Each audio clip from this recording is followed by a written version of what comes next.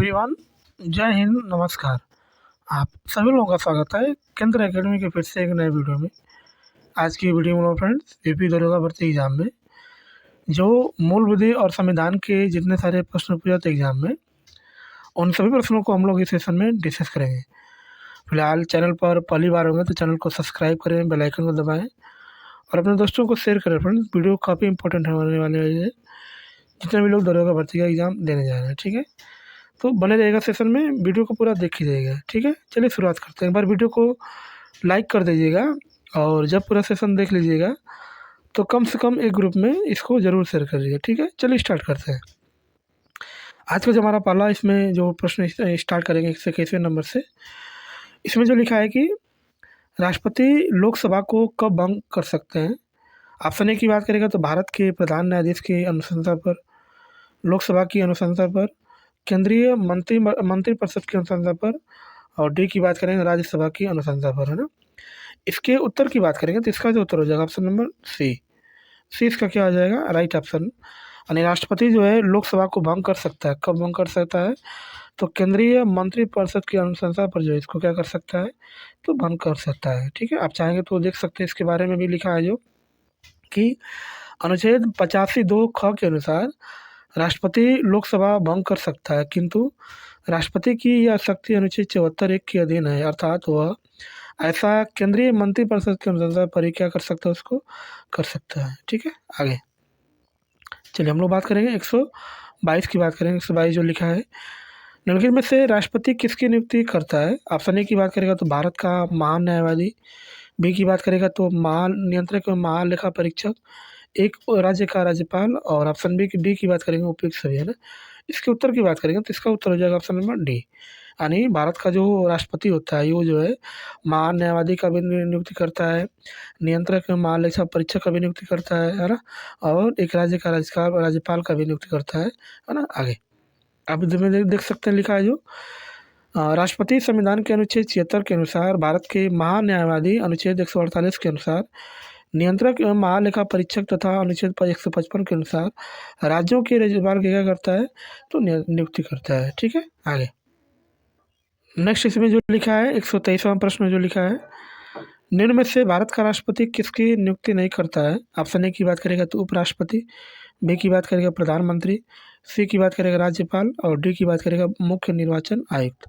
इसके उत्तर की बात करेंगे तो इसका जो उत्तर हो जाएगा ऑप्शन नंबर ए इसका राइट ऑप्शन हो जाएगा। यानी भारत का जो राष्ट्रपति होता है वो क्या करता है, उपराष्ट्रपति की नियुक्ति नहीं करता है। बाकी अभी हमने बताया था कि राज्यपाल की नियुक्ति कर सकता है, प्रधानमंत्री की नियुक्ति करता है, और जो है मुख्य निर्वाचन आयुक्त को भी नियुक्ति करता है। ठीक है, चलिए देखिए इसमें जो लिखा है, राष्ट्रपति उपराष्ट्रपति की नियुक्ति नहीं करता है। अनुच्छेद 66 के अनुसार उपराष्ट्रपति का निर्वाचन संसद के दोनों सदनों के सदस्यों से मिलकर बनने वाले निर्वाचक गण के सदस्यों द्वारा अनुपातिक प्रतिनिधित्व पद्धति के अनुसार एकल संक्रमणित मत द्वारा जो है उसका होता है। ठीक है, आगे चलिए आगे हम लोग बात करेंगे 124 के। 124 क्या लिखा है, राष्ट्रपति की क्षमा आदि की शक्ति एक विधायी शक्ति है और न्यायिक शक्ति है, कार्यपालिका शक्ति है, और इनमें से कोई नहीं, है ना। इसके उत्तर की बात करेंगे तो इसका उत्तर हो जाएगा ऑप्शन नंबर सी इसका राइट ऑप्शन हो जाएगा। यानी कार्यपालिका शक्ति इसका क्या हो जाएगा, राइट ऑप्शन हो जाएगा। ठीक है, आप इसमें चाहेंगे तो देख भी सकते हैं, इसमें जो लिखा है इसके बारे में डिस्कस।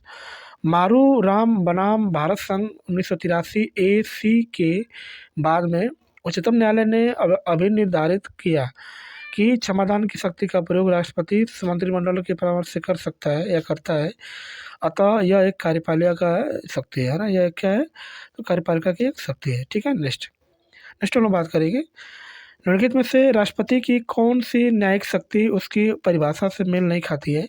ऑप्शन ए की बात करेगा तो रूपांतरण पूर्ण क्षमादान, ऑप्शन बी की बात करें दंड विराम कम सजा देना, सी की बात करेगा दंड घटाना सजा कम करना, डी की बात करें दंड निलंबन सजा क्या अस्थायी तौर पर टालना, है ना। इसके उत्तर की बात करेंगे तो इसके जो उत्तर बात करेंगे तो ऑप्शन नंबर ए भी इसका राइट ऑप्शन है ना, और ऑप्शन नंबर बी भी इसका क्या है, राइट ऑप्शन है। दंड विराम का कम सजा देना, है ना, ये भी दोनों इसका राइट ऑप्शन है। ठीक है, आगे देखिए जो लिखा है इसमें लिखा है कि राष्ट्रपति की न्यायिक शक्ति अनुच्छेद 72 में दी गई है। विकल्प ए में दी गई शक्ति और की परिभाषा से मेल नहीं खाती है। रूपांतरण का अर्थ पूर्ण क्षमादान नहीं होता है। पूर्ण क्षमादान में अभियुक्त को पूर्ण माफ़ी दे दी जाती है, अर्थात उस पर कोई आरोप नहीं है, वह निर्दोष है। साथ ही विकल्प बी में वर्णित दंड विराम दंड का अस्थायी निलंबन है, न कि कम सज़ा देना है। अतः प्रश्न में विकल्प जो है ए और बी दोनों की परिभाषा कोर्ट में मेल नहीं खाती है ना। आगे आगे हम लोग बात करेंगे 126 की बात करेंगे। 126 क्या लिखा है? भारत के किस राष्ट्रपति को मिसाइल मैन की संज्ञा दी जाती है? डॉक्टर राधाकृष्णन को, डॉक्टर एपीजे अब्दुल कलाम को, डॉक्टर शंकर दयाल शर्मा को, उपयुक्त में से कोई नहीं, है ना। इसको उत्तर हो जाएगा ऑप्शन नंबर बी। बी इसका राइट ऑप्शन हो जाएगा। डॉक्टर एपीजे अब्दुल कलाम भारत के राष्ट्रपति भी रहे हैं और इनको जो है मिसाइल मैन ऑफ इंडिया कहा जाता है ना। इनको क्या बोला जाता है? मिसाइल मैन ऑफ, ठीक ना। चलिए नेक्स्ट, चलिए देख सकते हम लोग इसके बारे में डिस्कस क्या लिखा है। भारत के 11वें राष्ट्रपति 2002 से 2007 डॉक्टर एपीजे अब्दुल कलाम को मिसाइल मैन की संज्ञा दी जाती है, क्योंकि उन्हीं के निर्देशन में प्रारंभ एकीकृत मिसाइल का विकास कार्यक्रम IGMDP के फलस्वरूप भारत त्रिशूल, पृथ्वी, अग्नि जैसी मिसाइलों के विकास के द्वारा उस क्षेत्र में आत्मनिर्भर जो है बन सका है ना। तो इन्हीं के योगदान से जो है भारत जो है इन्हीं के क्षेत्र में जो है आत्मनिर्भर बना है, ठीक है। नेक्स्ट हम लोग बात करते हैं। भारत के निम्न मुख्य न्यायाधीशों में से किसी एक ने राष्ट्रपति के रूप में कार्य किया था? Justice MC Mahajan, justice M Hidayatullah, justice PN Bhagwati और जस्टिस BK मुखर्जी, है ना। इसका उत्तर हो जाएगा ऑप्शन नंबर बी। इसका राइट ऑप्शन हो जाएगा। जस्टिस M हिदायतुल्ला जो है ये मुख्य न्यायाधीश भी थे और ये जो है भारत के राष्ट्रपति भी थे, है ना। देखिए जो लिखा है इसके बारे में। जस्टिस M हिदायतुल्ला ने 20 जुलाई 1969 को से 24 अगस्त 1969 के दौरान कार्यवाहक राष्ट्रपति के रूप में भी इन्होंने क्या किया है? तो कार्य किया है ना। नेक्स्ट हम बात करते हैं 128 की। भारत के उपराष्ट्रपति का चुनाव किस तरह होता है? ऑप्शन ए की बात करें तो राष्ट्रीय स्तर पर सीधे चुनाव से, राष्ट्रपति द्वारा मनोनयन से, लोकसभा के सांसद और विधानसभा के विधायकों से सीधे चुनाव द्वारा, लोकसभा और राज्यसभा के सांसदों द्वारा सीधे चुनाव से, है ना। तो इसका उत्तर हो जाएगा ऑप्शन नंबर बी। इसका क्या हो जाएगा? राइट ऑप्शन हो जाएगा, यानी राष्ट्रपति द्वारा मनोनयन से इसका क्या हो जाएगा? तो राइट ऑप्शन हो जाएगा, ठीक है। आगे चलिए देखिए इसके बारे में लिखा है इसमें जो लिखा है कि संविधान के अनुच्छेद 66(1) के तहत उपराष्ट्रपति का चुनाव लोकसभा और राज्यसभा के सांसदों द्वारा अनुपातिक प्रतिनिधित्व प्रणाली के अनुसार एकल संक्रमणीय मत द्वारा होता है। ऐसा निर्वाचन गुप्त मतदान द्वारा जो है होता है, ठीक है। आगे 129 की बात करेंगे। 129 क्या लिखा है? उपराष्ट्रपति को पद की शपथ कौन दिलवाता है? ऑप्शन ए की बात करेंगे तो लोकसभा अध्यक्ष, बी की बात करेंगे तो भारत के राष्ट्रपति, सी की बात करेगा मुख्य सूचना आयुक्त और डी की बात करेगा भारत का मुख्य न्यायाधीश। इसके उत्तर की बात करेंगे तो इसका जो उत्तर हो जाएगा ऑप्शन नंबर बी, भारत के राष्ट्रपति इसका क्या हो जाएगा? तो राइट ऑप्शन हो जाएगा। भारत का राष्ट्रपति जो है उपराष्ट्रपति को क्या करता है? तो शपथ दिलाता है, ठीक है। देखिए भारतीय संविधान के अनुच्छेद 69 के अनुसार उपराष्ट्रपति को पद की शपथ जो है भारत के राष्ट्रपति तथा उसके द्वारा इस नियुक्त किया व्यक्ति जो है दिलाता है, ठीक है। आगे 130 क्या लिखा है? निम्न में से किसी एक की अध्यक्षता ऐसे के द्वारा होती है जो उसका सदस्य नहीं होता है। ऑप्शन ए की बात करेंगे लोकसभा, बी की बात करेंगे विधानसभा, सी की बात करेंगे राज्यसभा, डी की बात करेंगे मंत्रिपरिषद, है ना। इसके उत्तर की बात करेंगे तो इसका जो उत्तर हो जाएगा ऑप्शन नंबर सी, राज्यसभा इसका क्या हो जाएगा? राइट ऑप्शन हो जाएगा। नहीं इसमें से अध्यक्षता जो है उसका करता है जिसमें से क्या होता है? उसका सदस्य नहीं होता है, ठीक है। देखिए राज्यसभा की अध्यक्षता यानी सभापतित्व जो होता है उपराष्ट्रपति द्वारा की जाती है, परंतु वो राज्यसभा का सदस्य नहीं होता है, ठीक है। नेक्स्ट चलिए आगे हम लोग बात करते हैं। आगे जो लिखा है 131वां नंबर, उपराष्ट्रपति पदेन अध्यक्ष है राज्यसभा का, लोकसभा का, योजना आयोग का, राष्ट्रीय विकास परिषद का, है ना। इसके उत्तर की बात करेंगे तो इसका जो उत्तर हो जाएगा ऑप्शन नंबर ए, राज्यसभा इसका क्या हो जाएगा? तो राइट ऑप्शन हो जाएगा, है ना। चलिए देखिए इसके बारे में लिखा है जो कि संविधान के अनुच्छेद 64 तथा अनुच्छेद 79(1) के तहत भारत का उपराष्ट्रपति राज्यसभा का पदेन सभापति होता है। उपराष्ट्रपति का मुख्य कार्य जो है राज्यसभा की बैठकों की अध्यक्षता जो है करना है ना।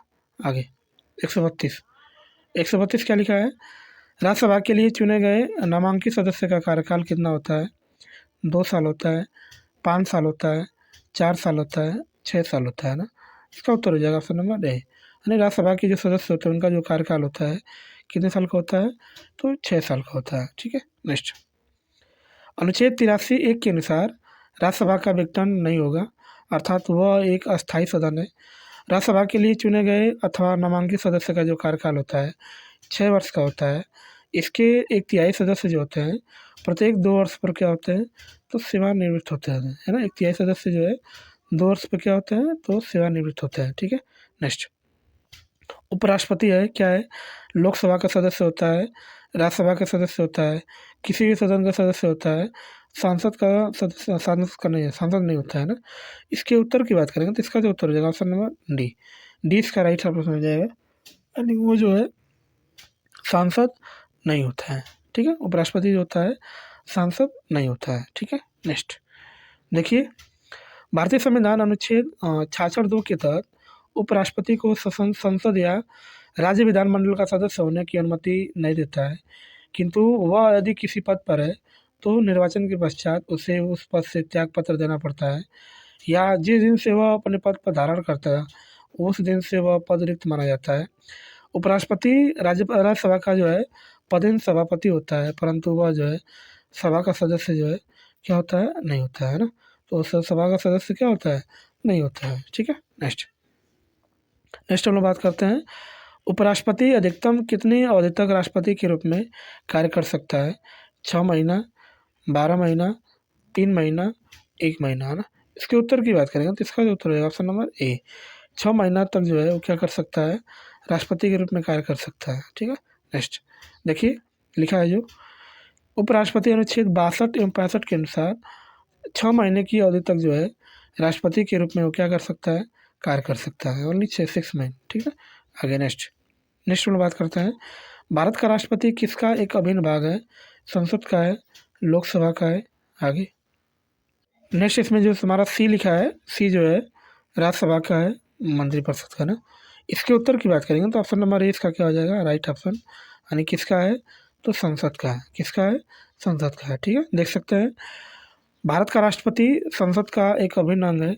संविधान के अनुच्छेद 79 में लिखा है कि संघ के लिए एक संसद होगी जो राष्ट्रपति और दोनों सदनों से मिलकर बनेगी, जिसके नाम क्रमशः जो है राज्यसभा और क्या है, लोकसभा होंगे। ठीक है, आगे चलिए 136 की बात करेंगे।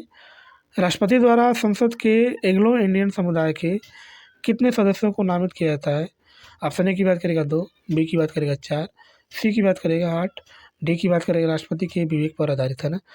इसको जो है स्टार आगे छोड़ दिया गया था, यानी इसके ऑप्शन की बात करें तो ऑप्शन इसमें कौन है, चलिए इसके बारे में देख सकते हैं डिस्कस। लिखा है जो संविधान के अनुच्छेद 331 के अनुसार यदि राष्ट्रपति की राय में लोकसभा में एंग्लो इंडियन समुदाय का प्रतिनिधित्व पर्याप्त नहीं है तो वह लोकसभा में उस समुदाय के 2 से अनधिक सदस्य मनोनीत कर सकता था। अनुच्छेद 334 के तहत यह उपबंध मूलतः संविधान के लागू होने से 10 वर्षों की अवधि के लिए ही था, जिसे क्रमिक रूप से संविधान संशोधन द्वारा आगे बढ़ाया जा रहा था। 104वें संविधान संशोधन 2019 के अनुसार इस अवधि को जो है आगे न बढ़ाते हुए जो है अब जो है निष्प्रभावी कर दिया गया है ना। इस पर क्या कर दिया गया है, तो निष्प्रभावी कर दिया गया। ठीक है, नेक्स्ट की बात करें हम लोग, इसमें क्या लिखा है, निम्नलिखित में से किसे एक सरकार के संसदीय स्वरूप में के रूप में भी जाना जाता है। उत्तरदायी शासन, सरकार का निरंकुश रूप, सरकार का अध्यक्षीय रूप और राजशाही सरकार है ना। इसके उत्तर की बात करें तो इसका जो उत्तर हो जाएगा ऑप्शन नंबर ए इसका राइट ऑप्शन हो जाएगा, यानी उत्तरदायी शासन इसका क्या हो जाएगा, तो राइट ऑप्शन हो जाएगा। ठीक है, चलेंगे तो देख सकते हैं लिखा है जो इसमें जो लिखा है कि उत्तरदायी शासन को राज्य सरकार के संसदीय स्वरूप के रूप में जाना जाता है। उत्तरदायी शासन सरकार की एक ऐसी अवधारणा है जो संसदीय जवाबदेही के सिद्धांत का प्रतीक है।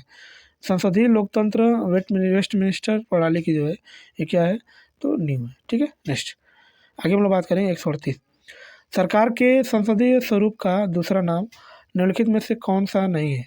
राजशाही शासन, वेस्टमिनिस्टर शासन मॉडल, मंत्रिमंडल का सरकार, उत्तरदायी शासन।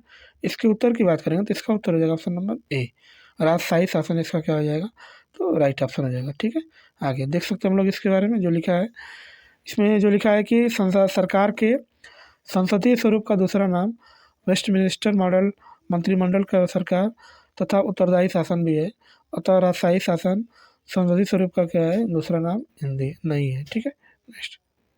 चलिए नेक्स्ट बात करते हैं 139 क्या लिखा है। भारतीय संविधान के अनुसार केंद्रीय मंत्री किसकी इच्छा राजनीतिक पद संभालेंगे? भारत के राष्ट्रपति, भारत के प्रधानमंत्री, संसद, सर्वोच्च न्यायालय, है ना। इसके उत्तर की बात करेंगे तो इसका उत्तर हो जाएगा ऑप्शन नंबर ए, भारत का राष्ट्रपति। इसका क्या हो जाएगा, तो राइट ऑप्शन हो जाएगा। ठीक है, चलिए देखिए लिखा है जो भारतीय संविधान के अनुच्छेद 75(2) के तहत केंद्रीय मंत्री राष्ट्रपति के प्रसाद पर्यंत अर्थात जब तक राष्ट्रपति की संवैधानिक इच्छा पद धारण करते हैं। ठीक है, आगे नेक्स्ट हम लोग बात करते हैं। इसमें जो लिखा है 140वां, संसद के किसी भी सदन का सदस्य न होते हुए अधिकतम कितने समय के लिए जो है कोई केंद्रीय मंत्री अपने पद पर रह सकता है? 12 माह, 6 माह, 4 माह, 3 माह, है ना। इसका उत्तर हो जाएगा ऑप्शन नंबर बी, 6 माह। इसका क्या हो जाएगा, तो राइट ऑप्शन हो जाएगा। ठीक है, चलिए देखिए इसके बारे में जो लिखा है। इसमें लिखा है कि संसद जो है संसद के किसी भी सदन का सदस्य न होते हुए भी अधिकतम 6 माह के लिए कोई मंत्री अपने पद पर बना रह सकता है। भारतीय संविधान के अनुच्छेद 75(5) में कोई मंत्री निरंतर 6 माह की अवधि तक जो है संसद के किसी सदन का सदस्य नहीं है, उस अवधि की समाप्ति पर मंत्री नहीं रहेगा। ठीक है, नेक्स्ट। चलिए आगे हम लोग बात करते हैं 141 की बात करेंगे। निम्नलिखित में से किसे भारत की संसदीय प्रणाली में भारत सरकार के वास्तविक कार्यकारी और प्रमुख के रूप में माना जाता है? भारत का राष्ट्रपति, भारतीय संसद, भारत का प्रधानमंत्री, भारत का उपराष्ट्रपति, है ना। इसके उत्तर की बात करेंगे तो इसका उत्तर हो जाएगा ऑप्शन नंबर सी, भारत का प्रधानमंत्री। इसका क्या हो जाएगा, तो राइट ऑप्शन हो जाएगा। ठीक है, आप चाहेंगे तो देख सकते हैं इसके बारे में लिखा है जो संसदीय प्रणाली में सरकार का वास्तविक कार्यकारी प्रमुख भारत का प्रधानमंत्री होता है। प्रधानमंत्री बहुमत दल का क्या होता है, तो नेता होता है। क्या होता है, नेता होता है। ठीक है, नेक्स्ट। भारत में सर्वोच्च कानून अधिकारी कौन है? भारत के महान्यायवादी, उच्चतम न्यायालय के मुख्य न्यायाधीश, केंद्रीय सतर्कता आयुक्त, भारत के महान्याय भी करता है ना। इसके उत्तर की बात करें तो इसका उत्तर हो जाएगा ऑप्शन नंबर ए, भारत का महान्यायवादी। इसका क्या हो जाएगा, तो राइट ऑप्शन हो जाएगा। ठीक है, देख सकते हम लोग इसके बारे में लिखा है जो भारत के महान्यायवादी देश की सर्वोच्च कानून अधिकारी होता है। अनुच्छेद 76 के अनुसार और राष्ट्रपति उच्चतम न्यायालय का न्यायाधीश नियुक्त होने के लिए अर्हित किसी व्यक्ति को भारत का महान्यायाधीश नियुक्त करता है। और अनुच्छेद 88 के तहत भारत के महान्यायवादी को संसद के दोनों सदनों की कार्रवाई में शामिल होने का अधिकार है, किंतु मतदान का अधिकार नहीं। ठीक है, तो फ्रेंड्स वीडियो को यहीं पर समाप्त करते हैं। वीडियो आपको कैसी लगी एक बार कमेंट करके जरूर बताएं, और कमेंट करके ये भी बताएं कि आप उत्तर प्रदेश के किन किन जिलों से इस वीडियो को देख रहे हैं। फिलहाल चैनल पर पहली बार होंगे तो चैनल को सब्सक्राइब जरूर कर लीजिएगा, बेल आइकन को दबा दीजिएगा और अपने दोस्तों को शेयर कर दीजिएगा। फ्रेंड्स वीडियो काफ़ी इंपॉर्टेंट है, जितने भी लोग दरोगा भर्ती का एग्ज़ाम देने जा रहे हैं। मिलते हैं नेक्स्ट क्लास में ऐसे ही शानदार प्रश्नों के साथ। तब तक के लिए बाय और जय हिंद फ्रेंड्स।